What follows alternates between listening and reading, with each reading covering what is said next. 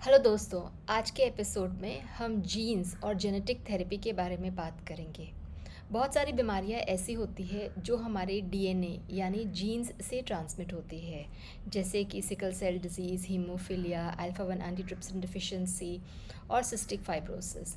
इन सब बीमारियों का एक क्यूरेटिव ट्रीटमेंट नहीं है, यानी कोई परमानेंट ट्रीटमेंट नहीं है, क्योंकि ये हमारे डीएनए के म्यूटेशन से डेवलप होती हैं।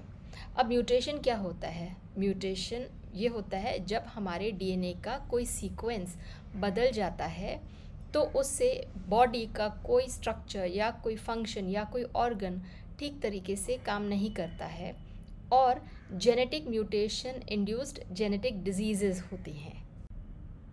बेसिकली म्यूटेशन ख़राब नहीं होता, हमारे जीन्स एवोल्यूशन के साथ बदलती रहती हैं। एक ज़माने में एवोल्यूशन के हिसाब से हम बंदर हुआ करते थे और विद एवोल्यूशन हमारा इंटेलेक्चुअल कैपेसिटी और हमारा स्ट्रक्चर चेंज होके एक ह्यूमन फॉर्म में बदला है। तो सारी म्यूटेशंस ख़राब नहीं होती, लेकिन जो म्यूटेशंस लाइफ थ्रेटनिंग बीमारियां कॉज करती है वो डेंजरस होती है और उन्हें ट्रीट करना ज़रूरी है। जेनेटिक म्यूटेशन से जो बीमारियां होती हैं वो जेनेटिक टेस्टिंग द्वारा कंफर्म की जाती है।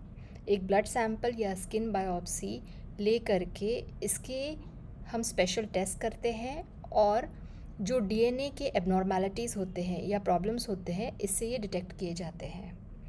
जेनेटिक म्यूटेशंस का कन्वेंशनल मेडिसिन में बहुत ही कम परमानेंट क्योर है और बहुत सारी बीमारियों को सिम्टोमेटिक तरीके से ट्रीट किया जाता है, यानी जैसे कोई सिम्टम आया तो उसे ट्रीट करते हैं दवाइयों से या ऑपरेशन करके। लेकिन क्योंकि ये बीमारियां जेनेटिक्स यानी डीएनए में पैदा होती हैं, इसीलिए इन डिजीज़ेस का परमानेंट इलाज नहीं है। जीन थेरेपी में जो अंडरलाइंग या बेसिक जेनेटिक प्रॉब्लम होता है उसे क्योर किया जाता है। अगर कोई जीन की या डीएनए सीक्वेंस की एबनॉर्मेलिटी हो या कमी हो तो उसे रिप्लेस किया जाता है, और अगर कोई चीज़ नॉर्मल नहीं है तो उसे जेनेटिक थेरेपी द्वारा मॉडिफाई किया जाता है। विलियम फ्रेंच एंडरसन को जीन थेरेपी का फादर कहा जाता है। इन्होंने 1990 में एक 4 साल की बच्ची को जिसको एडीए डेफिशिएंसी थी, इसे जीन थेरेपी द्वारा क्योर किया था। जीन थेरेपी द्वारा काफ़ी सारी जेनेटिक डिजीज़ेस हम क्योर कर सकते हैं। यूनाइटेड स्टेट्स ऑफ अमेरिका में 27 तरह की जीन थेरेपीज़ अप्रूव्ड है। यस, जीन थेरेपी के लिए एक अप्रूवल लगता है स्पेशलाइज्ड डॉक्टर्स के बोर्ड से और ये हर पेशेंट में यूज़ नहीं कर सकते हैं। लेकिन जो बीमारियां हैं जैसे कि cystic fibrosis, haemophilia, alpha 1 antitrypsin deficiency, sickle cell disease और कुछ तरह के कैंसर्स जीन थेरेपी द्वारा क्योर हो सकते हैं। जो P53 म्यूटेशन होता है जो कैंसर पेशेंट्स में पाया जाता है, इन P53 जीन म्यूटेशंस में जो रिस्पॉन्स रेट है वो अराउंड 90% है। इसमें अराउंड 30 to 40% लोगों में एक कंप्लीट रिस्पॉन्स है और around 50 to 60% P53 genetic mutations में पार्शियल रिस्पॉन्स हो सकता है। तो अगर हम टोटल देखें तो अराउंड 90% लोगों में एक रिस्पॉन्स रेट है जीन थेरेपी द्वारा P53 म्यूटेशन में। लेकिन जीन थेरेपी के अपने रिस्क्स और कॉम्प्लिकेशंस हैं, ये हर पेशेंट में नहीं यूज़ कर सकते हैं। बेसिकली हम एक इंडिविजुअल के या एक पर्सन के डीएनए को मॉडिफाई कर रहे हैं, तो ऑब्वियसली इसके रिस्क तो होंगे ही। बॉडी एक इम्यून रिस्पॉन्स माउंट कर सकती है, ये रिस्पॉन्सेज अनप्रडिक्टेबल हो सकते हैं और कुछ पेशेंट्स में इन्फ्लेमेशन और कैंसर्स हो सकते हैं। और काफ़ी सारी डिजीज़ेस के लिए ये अप्रूव्ड नहीं है। बहुत सारी चीज़ें एक एक्सपेरिमेंटल स्टेज पे है और रिसर्च के तौर पे यूज़ हो रही है। हाल ही में अमेरिका में डिस्ट्रोफिक एपिडर्मोलाइसिस बुल्लोज़ा नाम के बीमारी को जेनेटिक थेरेपी द्वारा ट्रीट। डिस्ट्रोफिक एपिडर्मोलाइसिस बुल्लोज़ा में एक जेनेटिक म्यूटेशन होता है जिससे पूरे बॉडी में छाले आ जाते हैं।